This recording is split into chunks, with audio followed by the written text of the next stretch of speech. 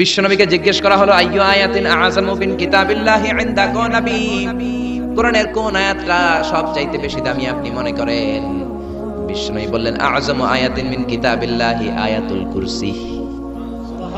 আল্লাহর কোরআনের মধ্যে 6666 আয়াত, কারো বর্ণনা মতে 6636 আয়াত, আরেক বর্ণনা মতে আরেকটা riwayat পাওয়া যায়। এই যতগুলো আয়াত কোরআনের মধ্যে আছে সবচাইতে দামি আয়াতের নাম আয়াতুল কুরসি, ঠিক কি না? এতগুলো আয়াত থাকতে এটার দাম এত ভালো কেন? এটার এত মর্যাদাপূর্ণ আয়াত কেন? 5টা কারণে এই আয়াতের দাম বেশি। জোরে বলেন কয়টা? 1 নম্বরে আয়াতের মধ্যে রব্বুল আলামিন নিজের পরিচয় দিয়েছেন। একটা মাত্র আয়াত, কিন্তু এত সুন্দর করে চমৎকার করে রব্বুল আলামিন নিজের পরিচয়টা একটা আয়াতে দিয়েছেন। গোটা কোরআন তন্ন তন্ন করে তালাশ করলে আর কোন জায়গায় এত সুন্দর পরিচয় আল্লাহর পাওয়া যায় না। এখন সুবহানাল্লাহ। এজন্য এই আয়াতটার দাম এত বেশি। আবার এই আয়াতের মধ্যে রব্বুল আলামিন তাওহীদের কথা বলেছেন। কিসের কথা?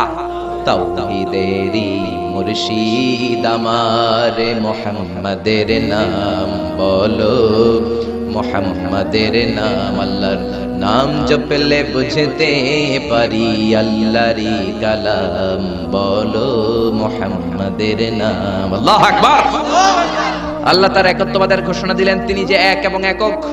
এই ঘোষণাটা আয়াতের মধ্যে আছে, এই জন্য আয়াতের মর্যাদা বাড়িয়ে দিয়েছে কে?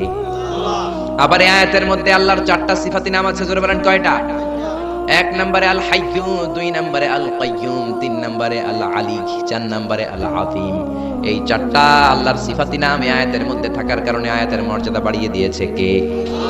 আবার এই একটা আয়াতে রব্বুল আলামিন তিনি যে কত ক্ষমতাবান, তার কুদরত যে কত বড়, তার জ্ঞানের সীমানা যে কত বড়, এগুলোর বর্ণনা দিয়েছেন। আবার এই আয়াতের মধ্যে আল্লাহ কুরসির বর্ণনা দিয়েছেন। কুরসি হচ্ছে পৃথিবীতে, মহাবিশ্বে আল্লাহ যে 4টা জিনিস সর্বপ্রথম তৈরি করেছেন, আরশ, কুরসি, লৌহ, কলম, এই 4টা জিনিসকে মহাবিশ্বে আল্লাহ সর্বপ্রথম তৈরি করেছেন। এই কুরসির কথাও এই আয়াতের মধ্যে আছে না নাই? এই কুরসি শব্দটা থেকেই আয়াতের নামকরণ করা হয়েছে আয়াতুল কুরসি। এরপরে বিশ্বনবী আপনাদেরকে বললেন মান কারা আয়াতুল কুরসি দুবরা কুল্লি সালাতিন মাকতুবাতিন লাম ইয়ামনাহু মিন দুখুলিল জান্নাতি ইল্লাল মাউত।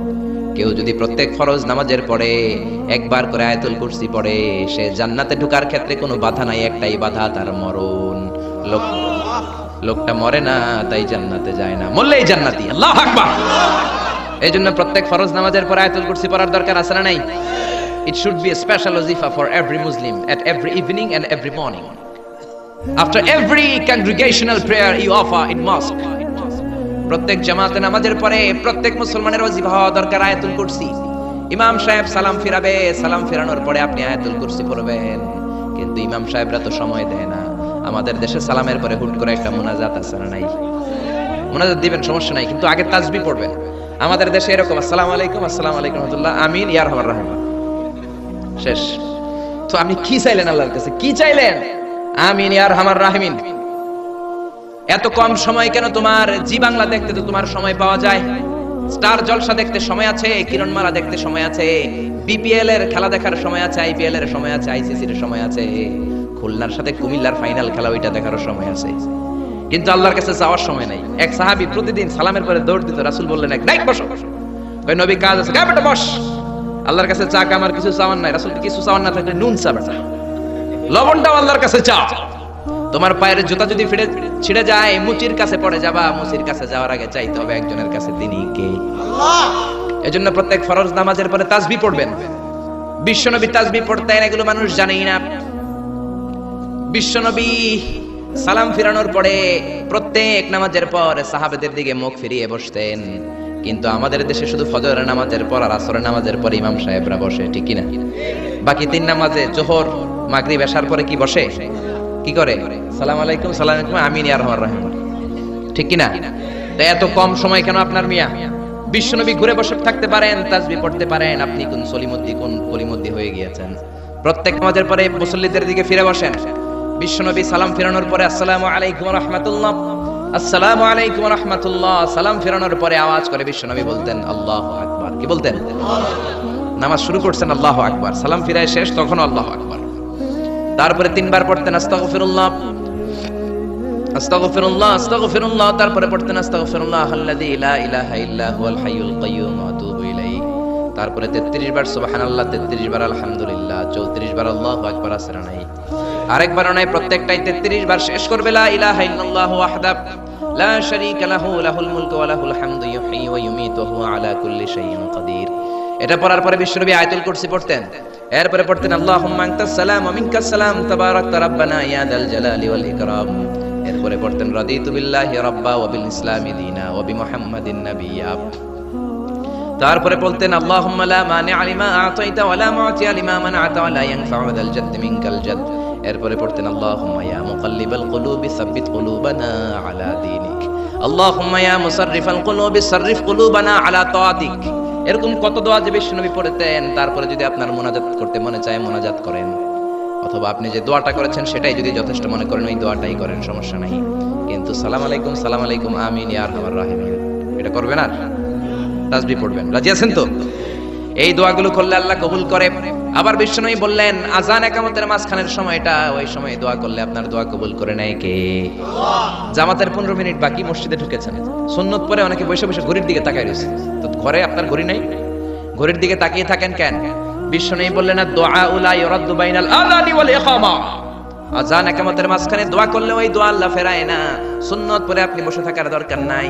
বাজারে যাওয়ার আগে যেমনি লিস্টি করে যান, পটল লাগবে, লাউ লাগবে, মাছ লাগবে, আল্লাহর কাছেও আপনার কি কি চাওয়া লাগবে কাগজের মধ্যে লিস্টি করে নিয়ে যাবেন। মসজিদে বসে বসে সুন্নত নামাজের পরে মুয়াজ্জিনের ইকামতের আগে ওইগুলো আল্লাহর কাছে চাওয়ার দরকার আছে না নাই? আবার বিশ্বনবী বললেন দুআ লা ইউরাদ্দু তাহতাল মাতার, বৃষ্টির নিচে দাঁড়িয়ে যখন তোমরা দোয়া করো ওই দোয়াটা কবুল করে কে? আল্লাহ। তুফান, থান্ডার, সাইক্লোন, টর্নেডো যেটা হয় ওই বৃষ্টিটা না, ভ্যাপসা একটা গরম, এই গরমটাকে দূর করে দেওয়ার জন্য দেখবেন ঝিরিঝিরি একটা রহমতের বৃষ্টি পড়ে, আছে না নাই?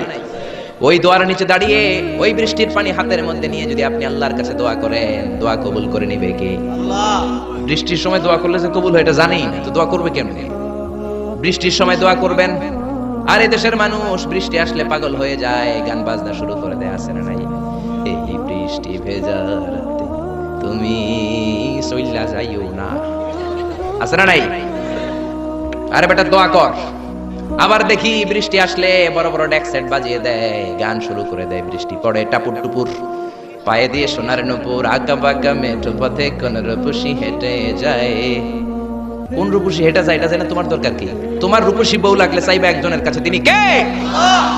এজন্য খবরদার, উপযুক্ত সময়গুলাতে আল্লাহর কাছে যদি আপনি দোয়ার মতো দোয়া করে দেন, আপনার দোয়া কবুল করে নেবে কে? এজন্য বিশ্বনবী বললেন খবরদার, ইদা আওয়াইতা ইলা ফিরাশিকা ফাকরা আয়াতুল কুরসি, রাত্রিবেলা যখন বিছানায় ঘুমাতে যাও, ঘুমাতে যাওয়ার আগে আয়াতুল কুরসি পড়ো। রাত্রিবেলা বিছানায় শুয়ে আয়াতুল কুরসি পড়লে জিন ভূত থেকে আপনার ঘরটারে হেফাজত করবে কে? রাতে ঘুমানোর সময় আয়াতুল কুরসি পড়বেন তো? It should be our special wazifa at every morning, at every evening for every Muslim. চিল্লায় বলেন ঠিক না? আবার বিশ্বনবী বললেন সকালবেলা যদি একবার আয়াতুল কুরসি পড়ো, সন্ধ্যা পর্যন্ত ফেরেশতা দিয়ে আপনারে হেফাজত করবে কে? আবার সন্ধ্যাবেলায় যদি একবার তুমি আয়াতুল কুরসি পড়ো, সকাল পর্যন্ত তোমারে গার্ড দিবে কে? এটা আল্লাহর পাঠানো গার্ড, এঞ্জেল গার্ড, ফেরেশতাদের গার্ড। টাকা দিয়ে বডিগার্ড রাখে, ওই বডিগার্ড না। বডিগার্ড তোমারে বাঁচাতে পারবে না। অনেক মন্ত্রীর দুই দিকে বডিগার্ড, গুলি লাগছে মন্ত্রীর কপালে, সবাই যে বডিগার্ড ধরে, এই বেটা 50,000 করে বেতন বডিগার্ড, মন্ত্রী মূল্য কেমনে? বডিগার্ড আমি তো বডিগার্ড, আমি তো রুহু গার্ড না। রুহুর মালিক কে? আমি তো বডিগার্ড, বডি তো ঠিকই আছে, বডি লে যাও, জোরে বলেন ঠিক কিনা? এজন্য খবরদার এই ওয়াজিফাগুলো মিস করবেন না। সকালবেলা যদি একবার ওয়াজিফা পড়েন আয়াতুল কুরসি, সন্ধ্যা পর্যন্ত আল্লাহ স্পেশাল ফেরেশতার গার্ড দিয়ে দিবে। আবার সন্ধ্যাবেলা যদি একবার আয়াতুল কুরসি পড়েন, সকাল পর্যন্ত আপনাকে গার্ড দিবে কে?